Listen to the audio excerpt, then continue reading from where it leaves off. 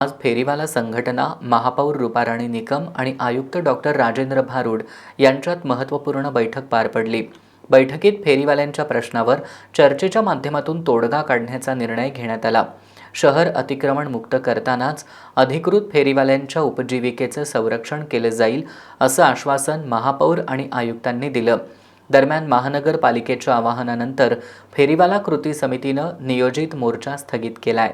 कोल्हापूर शहरातील फेरीवाल्यांवर महानगरपालिकेकडून कारवाया सुरू होत्या। या अनुषंगानं फेरीवाले संघटनांनी महानगरपालिकेवर मोर्चा काढण्याचा इशारा दिला होता। दरम्यान महापालिका प्रशासनानं या संदर्भात आज बैठक घेण्याचं आश्वासन दिलं होतं। त्यानुसार आज महापौर रूपाराणी निकम आणि आयुक्त डॉक्टर राजेंद्र भारुड यांच्या उपस्थितीत महत्त्वपूर्ण बैठक पार पडली। बैठकीत महापालिकेच्या अतिक्रमण निर्मूलन मोहिमेमुळे अनेक वर्षांपासून व्यवसाय करणाऱ्या फेरीवाल्यांचं साहित्य जप्त करण्यात आल्याचा आणि काही ठिकाणी मोडतोड झाल्याचा आरोप फेरीवाला कृती समितीने केला। बैठकीत दोन्ही बाजूंनी सविस्तर सकारात्मक चर्चा झाली असून एकमेकांना विश्वासात घेऊन अतिक्रमण काढण्याबाबत निर्णय घेण्याचं निश्चित करण्यात आलं। बैठकीत महापौर रूपाराणी निकम यांनी शहर पथविक्रेता समितीतील निवडून आलेल्या सदस्यांच्या गॅझेट अधिसूचनेसाठी शासनाकडे तातडीनं पाठपुरावा करण्याचं आश्वासन दिलं।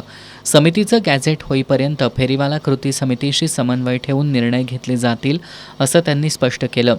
तसंच प्रत्येक विभागीय कार्यालयाअंतर्गत पथविक्रेता उपसमित्या स्थापन करून उर्वरित फेरीवाल्यांचा सर्वे केला जाईल। सर्वे पूर्ण झाल्यानंतर पात्र फेरीवाल्यांना ओळखपत्र आणि प्रमाणपत्र वितरित करण्यात येणार असल्याचंही त्यांनी सांगितलं।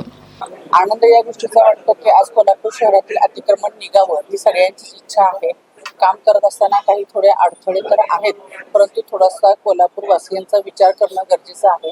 गेली अनेक वर्ष झाले कोल्हापूर शहराचं अतिक्रमणामुळे विद्रुपीकरण झालेलं आहे आणि त्याला कुठेतरी सुस्थितीत आणण्यासाठी हा सगळा आम्ही खटाटोप करत आहोत। काही हायकोर्टाचे आदेश होते की तुम्हाला काही अतिक्रमण हे कंपल्सरी लवकरात लवकर काढावे लागतील, त्या अनुषंगाने कारवाई केली गेली।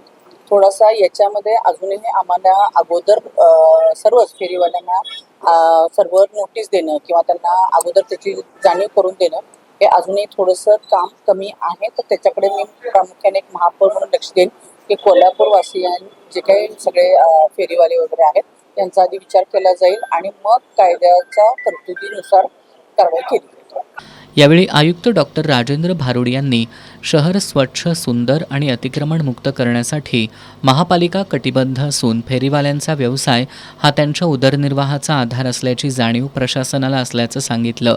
रंकाळा, लक्ष्मीपुरी, राजारामपुरीसह विविध भागातील अतिक्रमण हटवताना अधिकृत फेरीवाल्यांना नियमानुसार नोटीस देऊनच कारवाई केली जाईल।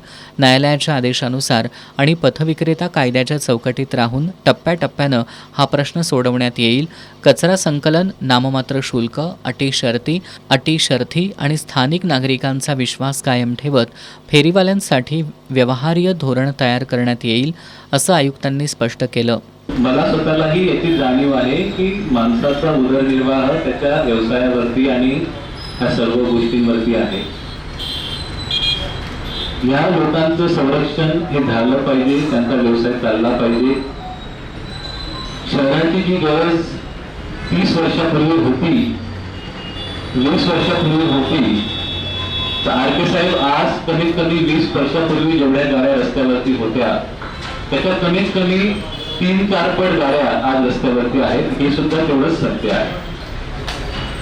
ज्यावेळी मी म्हणतो, तुझ्या उदाहरण स्टार्टिंगला दिलं की कुठल्या एरियामधला रस्ता, कुठल्या एरियामधला हायवे जिथं अशी दुकानं लोकांनी फुटपाथवरती लावली, त्या दुकानामध्ये जेवण करण्यासाठी लोक अर्धा रस्ता मेन हा ब्लॉक करून टाकतात। आणि शेवटी कायद्याचं पालन करत असताना मी जरी असलो, माझ्यावरती कोर्ट आहे, 1949 कायदा आहे, सर्व गोष्टी आहेत, परंतु मी तुम्हाला एवढा आश्वस्त जरूर करतो, महापालिकाचं हित त्यासोबत फेरीवाल्यांचं हित हे दोघेही आपण जोपासू।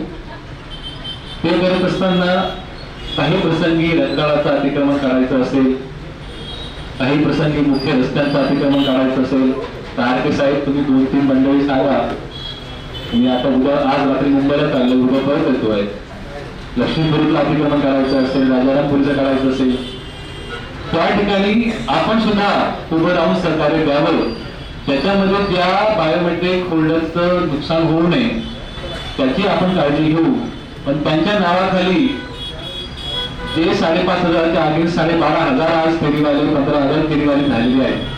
हेच फेरीवाले जर वाढत राहिले तर एक तास अर्धा तास सुद्धा पार्किंग आपली निघणार नाही. इथं तेवढं सत्य आहे. फेरीवाला संघटनेचे समन्वयक RK पोवार यांनी हातगाडीवरील व्यवसायावर हजारो कुटुंबांचा उदरनिर्वाह अवलंबून असल्याचं सांगत पर्यायी जागा उपलब्ध करून दिल्यानंतरच अतिक्रमण कारवाई करावी अशी भूमिका मांडली. शहरातील काही भागात कारवाई सुरू आहे, मग रंकाळा सभोवतालचं अतिक्रमण तुम्हाला दिसत नाही? एका अशा शब्दात त्यांनी प्रशासनाला जाब विचारला. आम्हाला विश्वासात घेऊन अतिक्रमण कारवाई करा असंही त्यांनी सांगितलं. बैठकीत फेरीवाला कृती समितीच्या पदाधिकाऱ्यांनी प्रशासनासमोर विविध प्रश्न मांडले. दिलीप पोवार, रघुनाथ कांबळे, राजू जाधव, अशोक भंडारे यांच्यासह पदाधिकाऱ्यांनी बायोमेट्रिक कार्डधारकांवर अचानक कारवाई करू नये, नोटीस दिल्याशिवाय साहित्य जप्त करू नये आणि पथविक्रेता कायद्याच्या तरतुदीनुसारच कारवाई व्हावी अशा मागण्या केल्या. यावेळी महापौर रुपाराणी निकम आणि आयुक्त डॉक्टर राजेंद्र भारूड यांना निवेदन देण्यात आलं.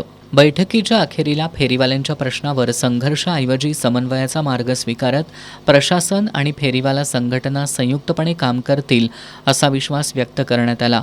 त्यामुळे मोर्चा स्थगित झाला असला तरी फेरीवाल्यांच्या मागण्यांवर आता महानगरपालिकेच्या पुढील कार्यवाहीकडे सर्वांचं लक्ष लागलंय. बैठकीला उपमहापौर अक्षय जरग, स्थायी समिती सभापती विशाल शिराळे, महिला आणि बालकल्याण समितीच्या सभापती कौसर बागवान, भाजपचे सभागृह गटनेते मुरलीधर जाधव, राष्ट्रवादीचे गटनेते आदिल फरास, काँग्रेसचे गटनेते इंद्रजित बोंद्रे, नगरसेवक अमर समर्थ, अतिरिक्त आयुक्त रविकांत अडसूळ, उपायुक्त किरणकुमार धनवाडे, निर्मला कुराडे यांच्यासह फेरीवाला संघटनेचे सदस्य उपस्थित होते.